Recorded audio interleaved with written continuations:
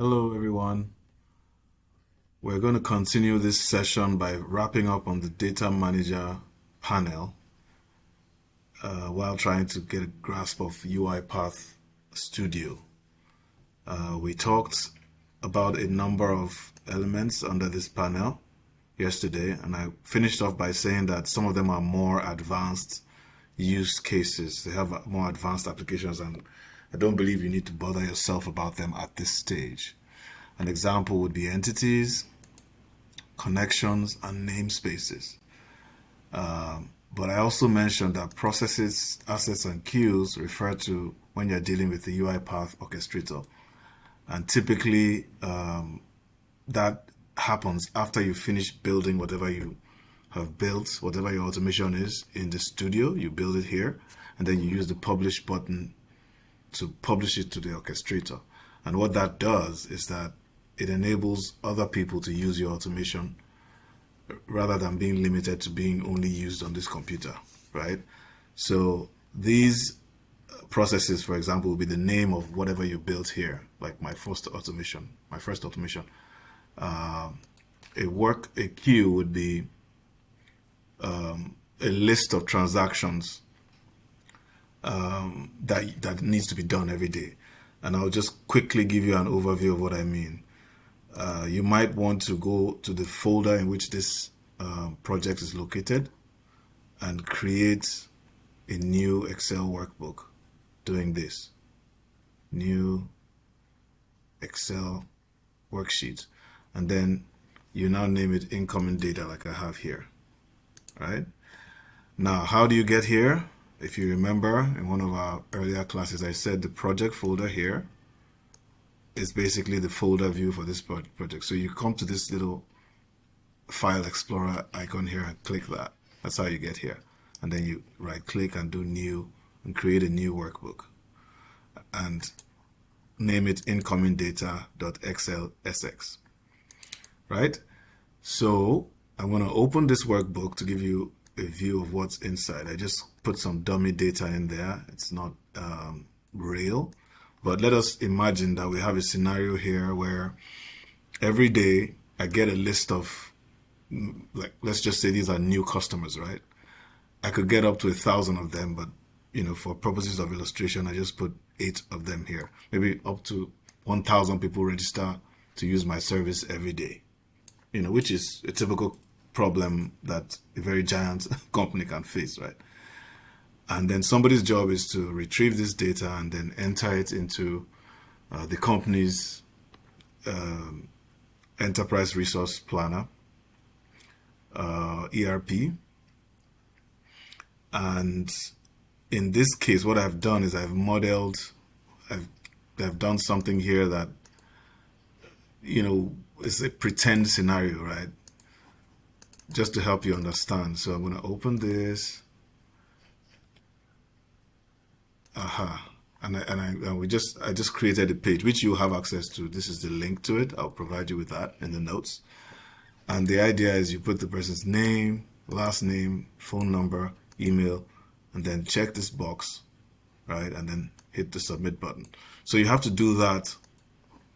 Imagine if there were 1,000, right? You have to do that. Somebody has to do that 1,000 times a day. And that's typically somebody's work. Onboarding customers is a little bit like that, even though it's a bit more complicated than maybe things like what's your national ID, what's your address, do you have a utility bill, do you have copies of your ID and utility bills, do you have a guarantor? You have all this information that you might need to put in a typical company when you're registering with them to enjoy their service, right? So this is not at all unusual. It's just like an abridged or a shortened version of what a real life scenario might be like. So like I said, I just put these few here. There could be a lot more so that we can illustrate a real life example of automation. So what you might need to do is quickly type this out, and then you can follow me. You can pause the video, type all of this out, and then you'll be able to follow me as we go along. But to the point of what we were saying just before I open this worksheet, every transaction, like Yinka Daramola, his phone number, his email, would count as one transaction, right? So I have to do its name, last name, phone number, email, check this and submit. That's one transaction. And so technically speaking, this is a queue. Number 1 to 8 is a queue of transactions, right? So once you're done with this, you submit it, then you start with this, you submit it, then you start with this, and you just keep on going until the list ends, right? So we call this, when you have a list of items like that, we call that a work queue.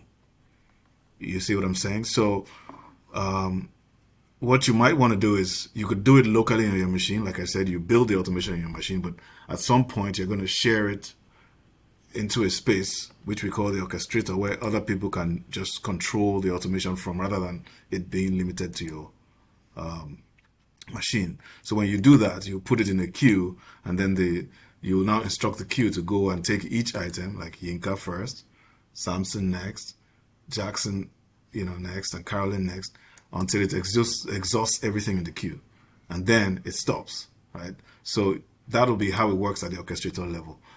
Connections, again, like I said, is advanced. At this stage, it might even turn out to be intimidating for you, but the idea behind is that I just showed you an example of where you literally have to come in here and type, Yinka, last name, and all of that. But there are instances where you will have a chance to liaise with the software from the back end and kind of just pull all this data. Instead of typing it manually into the user interface like the way we're doing now, you can pull all the data from behind the user interface. In other words, we don't need to be seeing what's going on, and the data will still get to where it's supposed to go. It is an advanced scenario because not everybody's going to allow you to interface with the back end of their technology, and so you don't get to do it all the time. But it does happen, and UiPath has a service that is called the UiPath Integration Service. If you open your cloud.uipath.com, you will land on this page, just so you know how I got here.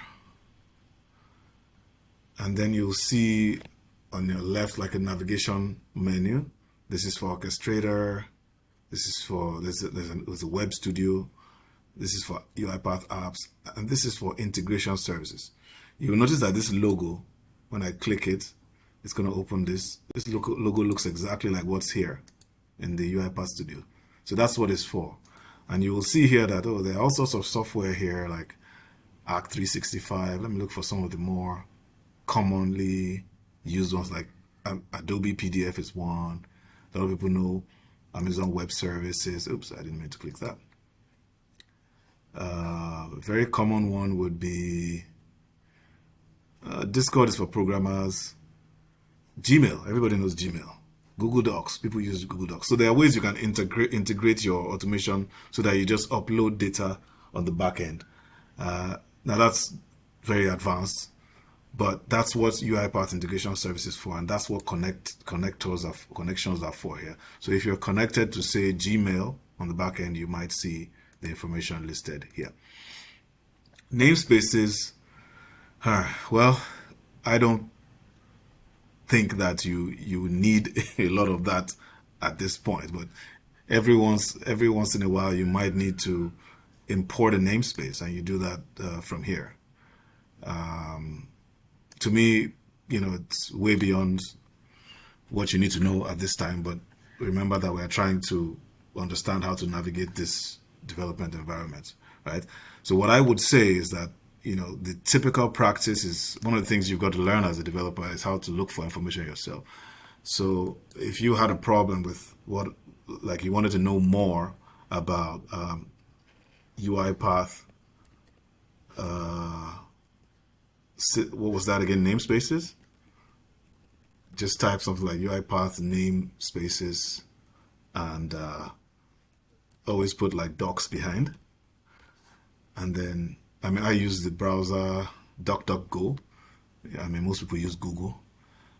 But here you are, you see something, Studio Managing Namespaces, UiPath Documentation Portal, right? So you click that, and it's not uncommon for them to give you like a deep dive into how do you use it, right? open the data manager, right click namespaces and add namespace. So they actually give you examples of where and how you can use it. If you want to know what it's about, you click on that. And they say that namespaces are containers that store different types of data, and it enables you to easily define the scope of your expressions, variables, and arguments. And so that's how you get educated. You don't necessarily have to store information in your head. They have very good documentation.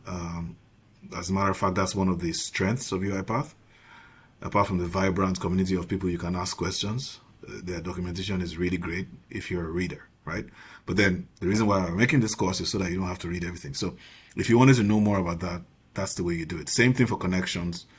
Same thing for entities. Entities are advanced use cases where you're using large amounts of data and you're using UiPath data service, which is not, I mean, you've got to be like global scale type scenario before you're dealing with stuff like that. And here we are, we're just learning about this environment, right? So it's way too advanced. So having said all that, I think it's a great place to stop, and I'll see you on the next video where we'll practice a bit of what we've learned so far.